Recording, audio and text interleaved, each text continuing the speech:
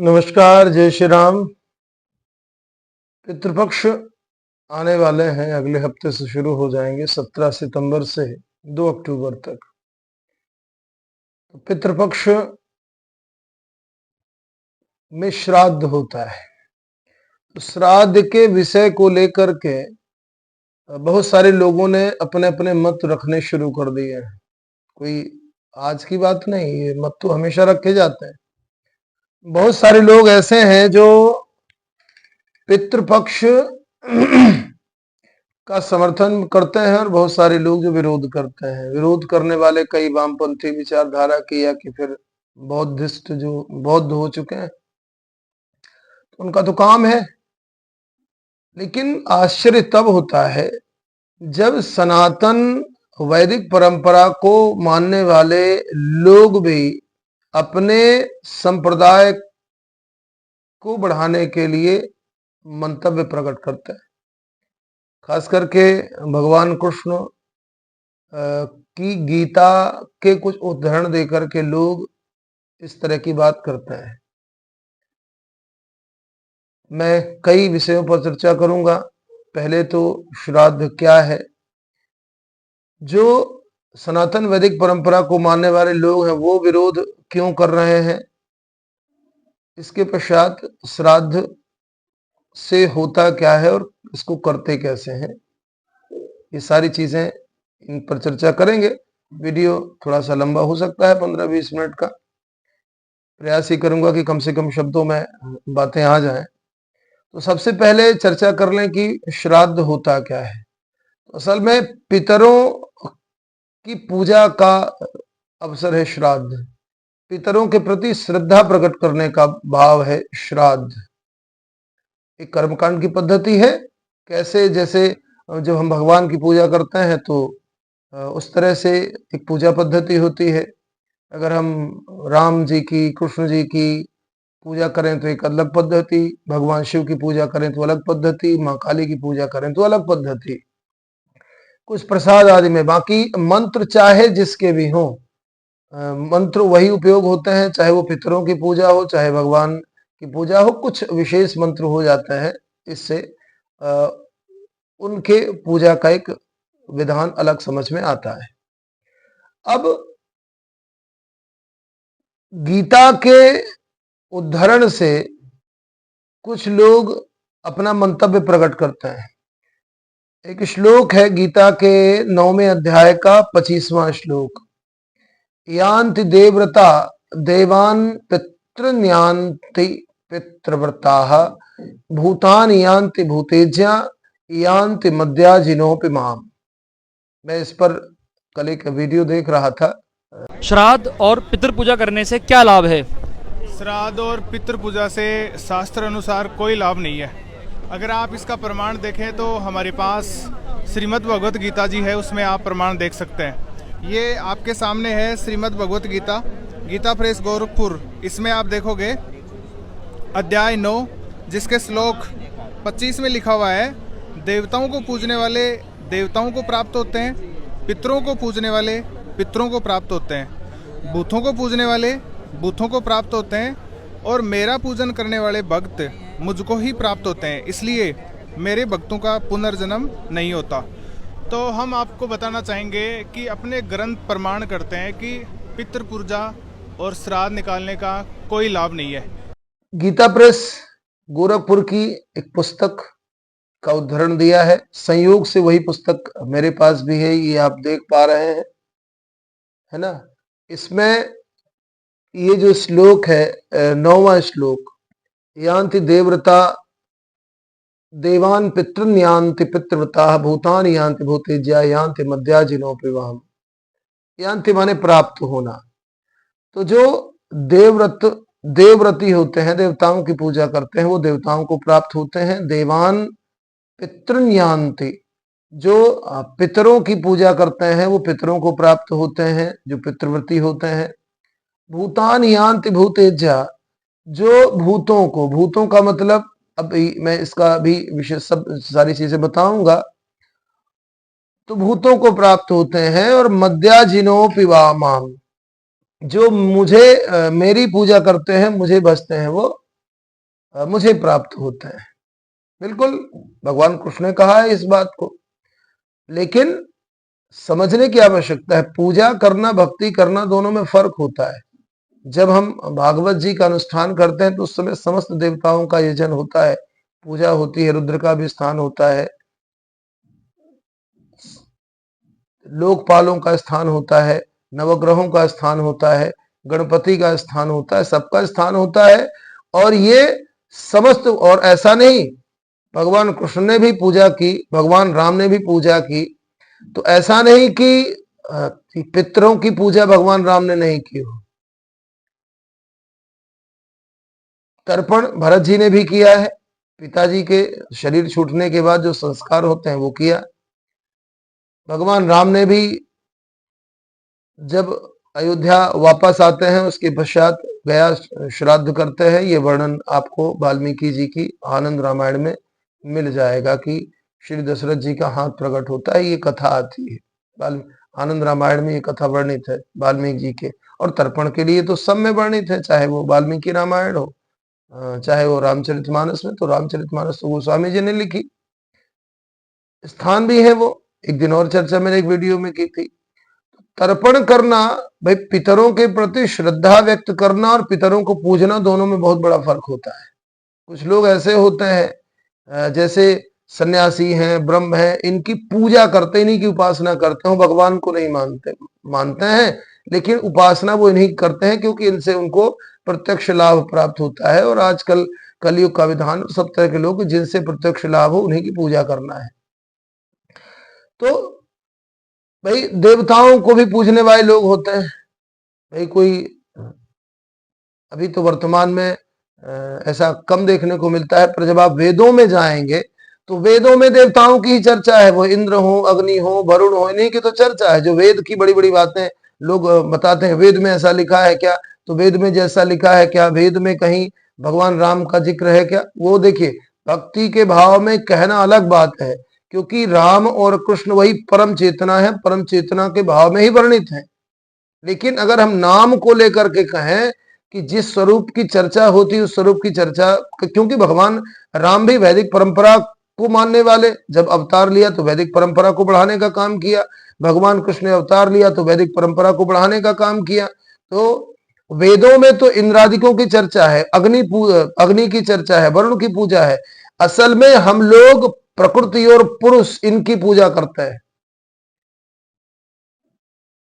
हम पीपल मानते हैं, हम बरगद की पूजा करते हैं, और यही पितर 10वीं सृष्टि है। भागवत जी में इसका वर्णन है, 10वीं सृष्टि पितर होती है। तो पितरों की, जो हमारे पूर्वज हैं, जिनके हमारे संस्कार हैं, जिनका रक्त हमारे शरीर में है, उनके प्रति श्रद्धा रखना ये श्राद्ध है। और इसके पश्चात फिर जीवों के भोजन की चिंता करना भी, क्या क्या करना है इस पर चर्चा करूंगा। तो अब ये कहना कि जो कृष्ण के अनुयायी हैं सो केवल भगवान कृष्ण की पूजा करें, बाकी किसी को, भक्ति अलग है। मैं फिर से निवेदन करूं, भक्ति और पूजा में अंतर है। तो किसी को नहीं मानना, ये क्या है, मान ही मात पिता नहीं देवा, साधुन कर सर्वामय सेवा, जिनके यह आचरण भवानी, ते जानो निश्चर सब प्राणी। जो माता पिता देवता इनको नहीं मानते वो क्या है, उनको ही तो असुर कहा है। और आज एक भ्रम का वातावरण, लोग अपने संप्रदाय को बढ़ाने के लिए केवल, भाई मैं भी भगवान राम का भक्त हूं, उनकी दीक्षा से संपन्न हूं, आचार्य परंपरा से हूं, लेकिन प्रभु श्री राम को मानना और प्रभु श्री राम की मानना, जो उनकी मानता है वो अधिक प्रिय होता है। और हम राम को मानने का दावा करने वाले, कृष्ण को मानने का दावा करने वाले, स्वांग करने वाले लोग अपनी परंपराओं को मिटाने की बात करते हैं। मुझे कई संतों का भी जो एक परंपरा चलाते हैं, अपने एक अनुयायियों की भीड़ इकट्ठा करते हैं, ऐसे लोगों के जब वक्तव्य सुनता हूं वीडियो में, तो मुझे दुख होता है कि कौन सी परंपरा स्थापित करना चाह रहे हैं। क्या ये भगवान कृष्ण से ऊपर है, क्या ये भगवान राम से ऊपर है? समझ का अभाव है और कुछ नहीं है। भाई शास्त्रों को अपनी मानसिकता को आरोपित करके और फिर उसको परिभाषित करने का काम करने वाले लोग हैं। रही वेदों में होने की बात, तो वेदों में मैंने पहले भी वीडियो में निवेदन किया कि सूत्र हैं, उन सूत्रों का ही विस्तार किया है और उसके पश्चात फिर परिमार्जन किया है, और वही सूत्र के रूप में संकेत से ही पुराणों का, इन सब का जो कर्मकांड है, इन कर्मकांडों की पद्धतियों का चलन शुरू हुआ। वेद भी लिखने वाले अपौरुषेय हैं। अपौरुषेय मतलब एक जिक्र नहीं है कि किसने कौन सा वेद लिखा, लेकिन उन्हीं के ऋत्विज तय है कि कौन में, किसी में विश्वामित्र है, किसी में मित्र है, ऐसे करके सब ऋषियों के नाम दिए हुए हैं। तो ऋषियों ने ही उस परंपरा को शुरू किया वेद की सूत्रों के रूप में, फिर ऋषियों ने ही उस परंपरा का विस्तार किया और सामान्य व्यक्ति उनको समझ पाए इसलिए विस्तार किया। इसके बाद जीवन पद्धति कैसी हो इसका विस्तार किया, और उसी परंपरा के रूप में श्राद्ध भी एक कर्म होता है जिसका एक विधान होता है, पितरों के प्रति श्रद्धा समर्पित करने का भाव है। बाकी श्राद्ध में अलग से कुछ होता क्या है भाई? पीपल की पूजा होती है, बरगद की पूजा होती है। पीपल, हम लोग पितरों के रूप में भगवान विष्णु का स्वरूप होता है पीपल, और पितरों का वास मानते हैं तो पीपल की पूजा, इसमें पीपल पूछ लेने में कोई अपराध हो जाता है क्या भाई? किसी भी परंपरा से अगर कोई नुकसान नहीं है, आपको नुकसान नहीं दिखता है, तो केवल विरोध करने के लिए विरोध करने का भाव ये ठीक नहीं होता है कि हम केवल विरोध करें और एक श्लोक कहीं से पकड़ लिया, उस श्लोक का अर्थ समझे नहीं, भाव समझे नहीं और लगे विरोध करने।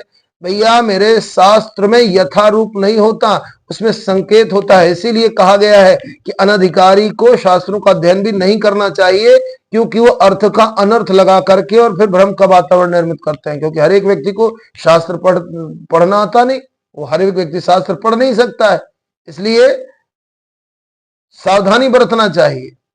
अब भाई कुछ भी ऐसा नहीं होता है श्राद्ध कर्म में, पंचबली होती है, तो पंचबली में भाई आप, हमारे यहाँ किसको महत्व नहीं है, हम कुत्ते को भी महत्व देते हैं, कौआ। श्राद्धों में इन्हीं चीजों को विशेष रूप से कि जिनको ज्यादातर लोग तिरस्कृत करते हैं। अब कुत्ता पालने में किसी को समस्या नहीं, घर में कुत्ता पालने में कोई परहेज नहीं, बिस्तर में कुत्ते को लिटाने में कोई परहेज नहीं, पर श्राद्ध कर्म का विरोध करना है। भाई हमने कौवे को स्थान दिया, ये पक्षी क्या करते हैं? ये प्रकृति के संरक्षक हैं, प्रकृति के जो गुण है उनके वाहक हैं ये। तो कौवे का स्थान दिया, पंचबली में कौवा को स्थान देना ही है, कुत्ते को स्थान देना ही है, गाय को स्थान देना ही है, चींटी को स्थान देना है, चींटी को भोजन कराना है। अब इतना करने में क्या समस्या है? अगर हमारे द्वारा चींटी को भोजन मिल जाता है, हमारे द्वारा कौवे को भोजन मिल जाता है, हम सब में कुछ ना कुछ पूजा का भाव देखते हैं, केवल इतना भाव है। अब सबसे अधिक जो तकलीफ होती है कई सारे लोगों को, जिसका विरोध करते हैं कि ब्राह्मण को क्यों खिलाया। अब मत खिलाओ भैया ब्राह्मण को। अब लोग सब अपना अपना काम करने लगे हैं। जब वो परंपरा थी तो लोग निर्भर थे, लेकिन अभी सब लोग अपना काम करते हैं। अपने लिए कर रहे हो आप जो कर रहे हो, तो भाई ब्राह्मण को नहीं खिलाओ, मत खिलाओ, पर जो जरूरतमंद है उसको खिलाओ। जिसको लगता है कि भाई इसको आवश्यकता है उसको आप दान करो। जो लोग समर्थ हैं उनको मत करो आप। लेकिन भाई पूजा तो किसी भी वर्ण का हो, पूजा तो करवाएगा, पूजा तो करेगा और करना ही चाहिए। जो भी पूजा करेगा वही ब्राह्मण वर्ण का है, ये समझ लो। अब आप का निर्णय अपने आप करना है। मैं कभी भी जाति वर्ण का वाद हो इस पर कोई चर्चा नहीं करना चाहता, नहीं इस पर कोई विशेष मेरा विमर्श होता है। अब श्राद्ध क्यों होता है, इसका मूल भाव क्या है, ये समझ में आ गया होगा। अब एक इससे मिलता क्या है, तो श्राद्ध करने से स्वास्थ्य का लाभ भी होता है, आयु बढ़ती है, सुख समृद्धि होती है, वंश वृद्धि होती है। भाई चाहिए वंश सबको, हर कोई अपना वंश चलाना चाहता है। तो कभी हम भी पितर होंगे। अब हम ये शिक्षा दें कि भगवान को तो पूजो, बाकी माता पिता दादी पितामह इन सबको नहीं मानना है। हम लोग पुनर्जन्म को मानने वाले लोग हैं, अवतारों को मानने वाले लोग हैं। अगर हम लोग नहीं करेंगे तो कौन करेगा? अब कई लोग कमेंट किया करते हैं, अमेरिका में कैसे मुक्ति होती है, अमेरिका में कैसे, अमेरिका वाले तो भैया मिट्टी में गाड़ते हैं, एक बक्से में बंद करके आप भी कर दिया करो। पाकिस्तान वाले और जहां इस्लामिक देश है, जो इस्लामिक धर्म को अनुयायी है, वो जमीन में करते हैं, तो आप क्यों चिता में अग्नि देते हो? कई सारे लोग चिता में अग्नि देने की, अग्नि संस्कार की बात करते हैं कुछ विशेष परिस्थिति में छोड़ करके, तो क्यों करते हो?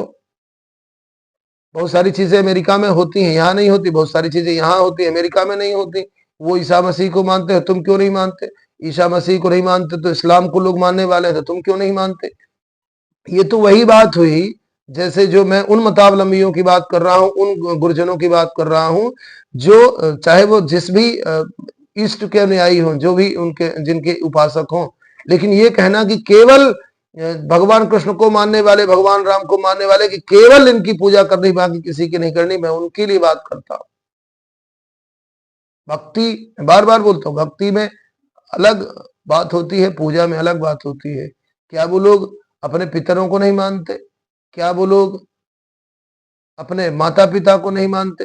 क्या वो अपने पूर्वजों का सम्मान नहीं करते? केवल ये सम्मान का भाव ही है, श्राद्ध और कुछ नहीं है।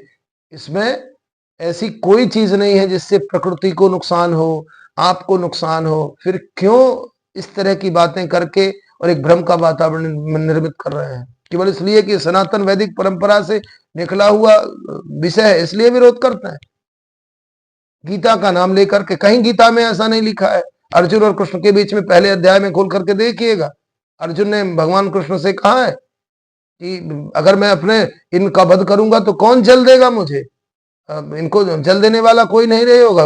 वर्ण शंकर पैदा होंगे तो तिलांजलि देने वाला कोई नहीं रहेगा, पिंडदान करने वाला कोई नहीं रहेगा। तो क्या ये पिंडदान की परंपरा अभी शुरू हुई है क्या? जो महाभारत को मानते हैं, अर्जुन को मानते हैं, तो अर्जुन ने भगवान कृष्ण से कहा है, इसका मतलब पिंडदान और तिलांजलि देने की परंपरा बहुत पुरानी है। ये पूर्वजों को मानने की प्रक्रिया है, पूर्वजों को सम्मान देने की प्रक्रिया है। भगवान कृष्ण ने कहीं विरोध नहीं किया, लेकिन पता नहीं कौन सी भक्ति करते लोग, कौन सा शास्त्र पढ़ के, और क्या अपनी जो मानसिक कलुषता है उस कलुषता का आरोप करके और विखंडित करने का काम, बिल्कुल वैसे ही जैसे किसी ने कहा कि धरती केवल हमारे अल्लाह ने बनाई है, केवल अल्लाह को मानने वालों के लिए धरती है। जो ईश्वर को मानने वाले हैं तो ईश्वर को मानने वालों की धरती, बाकी किसी का अधिकार नहीं, ऐसा हम लोग कहेंगे। ईसाई संप्रदाय के लोग कह दे कि ये सारी धरती जो ईसाई संप्रदाय के लोग हैं उनके लिए है। ये तो बिल्कुल वही बात हुई, तो हमारे और उनमें अंतर क्या रह जाएगा?